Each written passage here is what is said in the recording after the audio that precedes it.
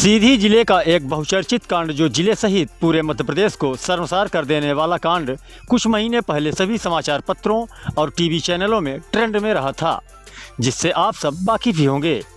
सब कुछ भूल जाने के बाद एक बार फिर सुर्खियों में आ गया है। और क्यों न आए, क्योंकि चुनावी सीजन जो चल रहा है। आप सबको पता ही होगा कि विगत कुछ माह पूर्व विधानसभा चुनाव के ठीक पहले एक वीडियो सोशल मीडिया में बहुत तेज़ी से वायरल हुआ था, जो पूरे सीधी जिले को झकझोर कर रख दिया था। यह वीडियो उस समय के तत्कालीन मुख्यमंत्री शिवराज सिंह चौहान के पास भी पहुंचा और सीएम साहब के आनन फानन आदेश के बाद बुलडोजर कार्यवाही भी हुई और आरोपी को जेल भेज दिया गया।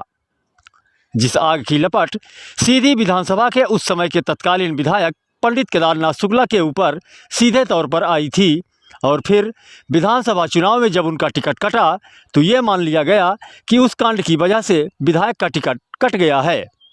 वो था सीधी जिले को शर्मसार कर देने वाला पेशाब कांड।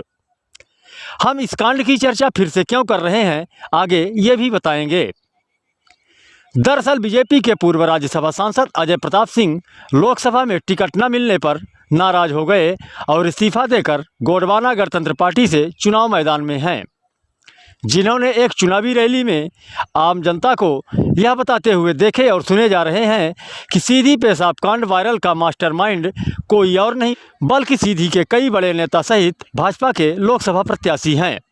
वहीं आज सीधी जिले के बहरी में बीजेपी के राष्ट्रीय अध्यक्ष जेपी नड्डा भी डॉक्टर राजेश मिश्रा के पक्ष में वोट मांगने और प्रचार प्रसार करने आ रहे हैं, जिनके ऊपर अजय प्रताप सिंह सीधे तौर पर हमला बोले हैं।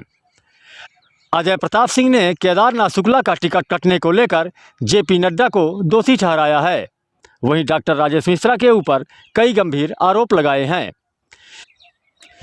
श्री सिंह ने कहा कि सीधी के कई बड़े नेता जो इस चुनाव में मैदान में हैं और चुनाव प्रचार में सक्रिय हैं, सब ने मिलकर केदारनाथ शुक्ला की राजनीतिक हत्या की है।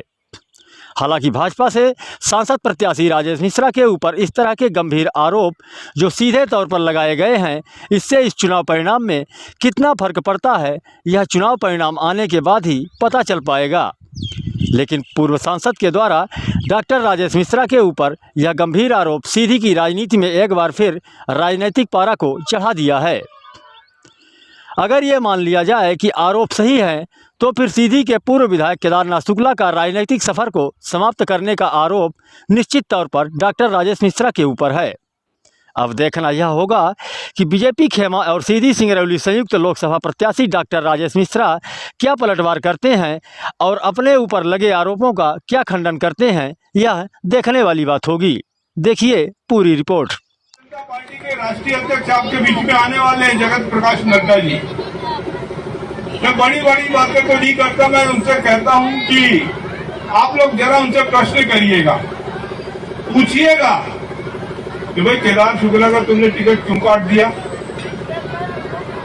केदार शुक्ला को तुमने पार्टी से क्यों निकाल दिया, क्यों हाशिए पर रख दिया, केदार शुक्ला को तुमने नेता बनाया था क्या, केदार शुक्ला क्या नड्डा जी की कृपा से नेता बने थे क्या?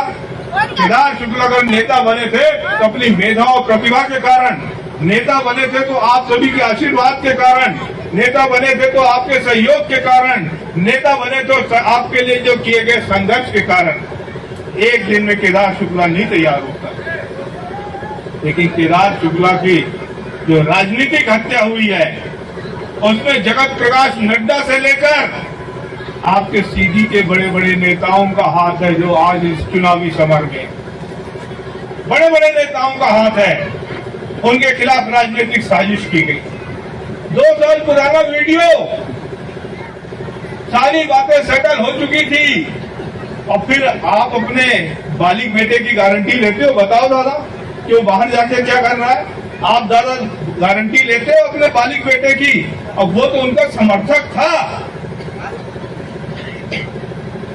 हम लोग नेतागिरी करते हैं, हजारों लोग हमारे साथ जुड़े रहते हैं, हम क्या अपने हर समर्थक के लिए उत्तरदायी हैं? वो रात में कहाँ जाता है, कहाँ सोता है, क्या खाता है, क्या पीता है, इसकी जिम्मेदारी नेता की है। अगर है तो बताओ। केदार शुक्ला जी का वो ऐसे ही एक पागल समर्थक था। उसने जो अपराध किया उसकी सजा उसको मिली। किसी ने उसकी प्रशंसा नहीं की, सबने भर्त्सना की। कानूनी कार्रवाई भी उसके विरुद्ध है, लेकिन सारा की सारा तोहमत केदार शुक्ला के ऊपर मढ़कर उस व्यक्ति का कत्ल कर दिया गया, उस व्यक्ति का राजनीतिक कत्ल कर दिया गया। और आपको मालूम है कि वीडियो किसने लिखी है, वीडियो किसने जारी किया था? आपके जो भारतीय जनता पार्टी के प्रत्याशी हैं, उन प्रत्याशी महोदय की घर से ये वीडियो लीक हुआ था। उन्होंने एक राजनीतिक अपराध किया है, राजनीतिक पाप किया है। ब्रह्म हत्या का पाप लगेगा उनको, ब्रह्म हत्या का पाप लगेगा।